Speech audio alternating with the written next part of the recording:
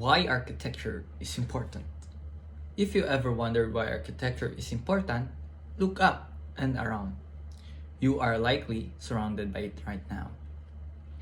Architectures grasp that it is buildings and the design environment ends only in extreme conditions.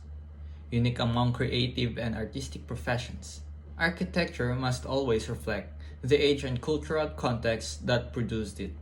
Designing and building architecture takes time, money, and collaboration. It doesn't happen in a vacuum and can never truly have just one author. Architects work with dozens, if not hundreds or thousands, to shape their buildings. And along this chain, a deeper and richer set of values are transmitted, ones that define exactly how cultures see themselves and their world, and also how people see and experience each other. Beyond merely providing shelter, architecture becomes the stage, set, and context for our lives. It's the reason we feel empowered on the roof deck of an 80-story building, connected and thriving in a busy public plaza, and humbled in a soaring cathedral. Communities from within and at the behest of architecture and take on their buildings. Characteristics. Architecture connects to economics and the sciences, and the people that practice it can both be detail-oriented technicians and poets of space and form. An architect once told me, when you learn about ancient cultures, the first thing people point to is their architecture, because it's so expressive of who they were. The example they used was ancient Egypt. Take a look at the pyramids and the Sphinx, and you'll get a good idea of how they regard their rulers, their religion, and the qualities of the land that they drew their building materials from. The towering feats of delicate narrative stone masonry and made up a Gothic architecture. Emerging in Europe in the Middle Ages was a perfect counterpoint to its age reverence verging on fear of divinity, during a period of grim instability.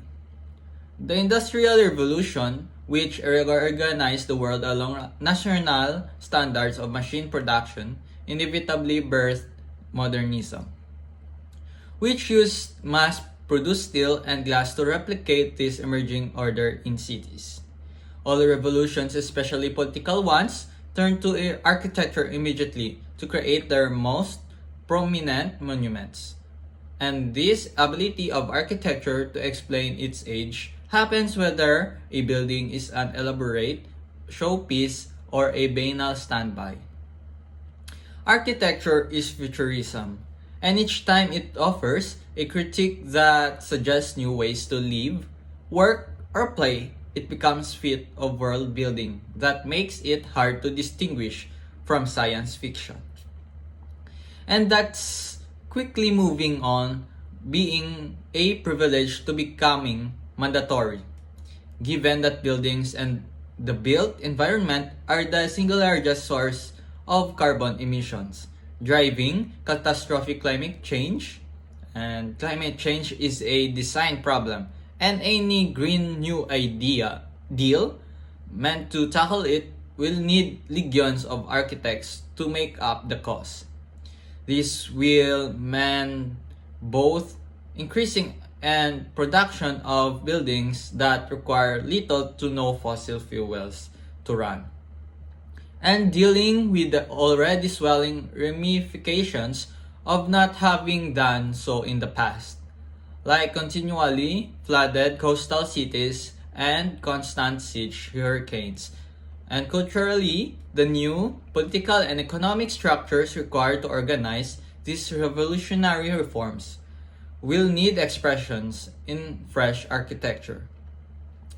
Another revolution to be catalogued in built form, architecture is inherently interested in the future, and architects are trained to envision the world not as it is, but as it could be. Thank you.